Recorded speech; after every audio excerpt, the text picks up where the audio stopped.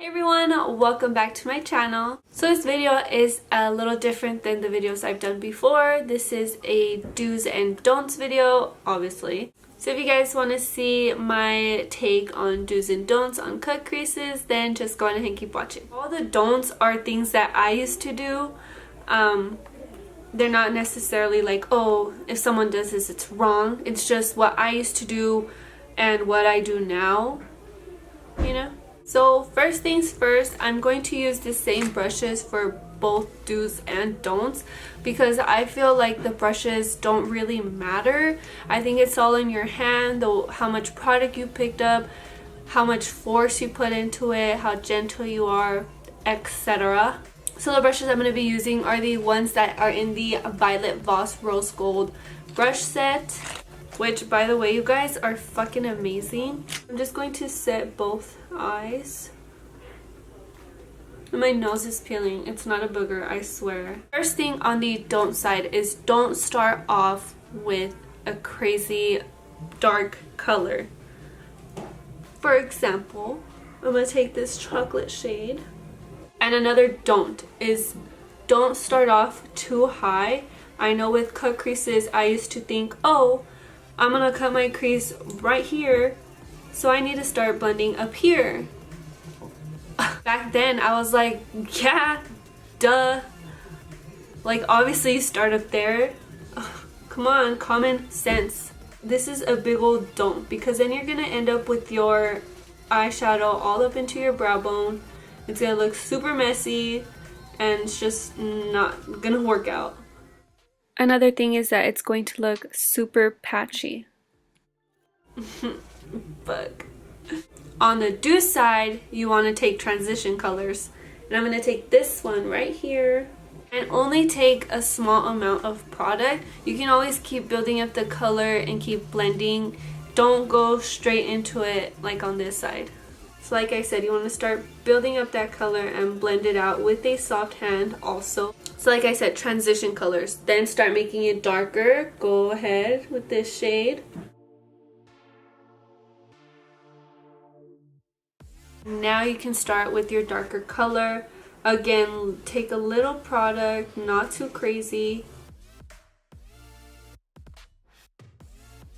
So going in to make the crease a little darker, taking this brown shade. You want to start more towards your lid. And then work your way up. See how I have so much more room to fix up like my blending? Whereas this side, I'm like totally fucked already. So now for the part that I think matters the most in the cut creases is the actual cut crease. So you don't want to go lower than your actual eye socket crease because then your eye, it's just gonna mess with your eye shape and it's just going to look weird. And for the wing, you don't want to go too high.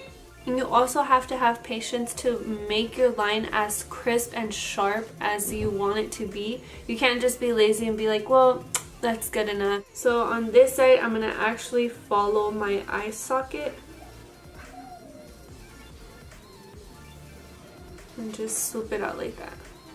So right now I'm just working on making my line a little sharper.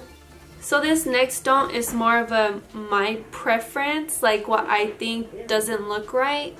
And that's going in to the lid with a darker color.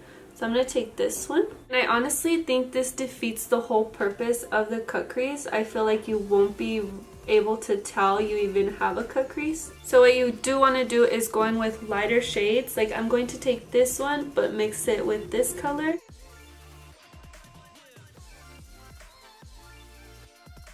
Okay, so you see the color is still there, but it's very, very light. And it just looks way better. The cut crease still looks nice and crisp. Whereas this side, it's like, what the fuck happened? Another thing you don't want to do is when you're defining your cut crease line, you don't want to go into that shadow that you used to make it darker. Like this color, this is the one we used it to darken it up. You don't want to go straight into it with that color because this brush is more dense and will grab more product. And it'll just be super hard to blend. So what you want to do is take like this chocolate shade, tap off any excess and just go lightly on your crease line. So now for the eyeliner part. This is more of a my preference type of thing. I'd rather have a thinner eyeliner than a thicker one when it comes to cut creases, because I think a thicker eyeliner takes away from the whole cut crease look.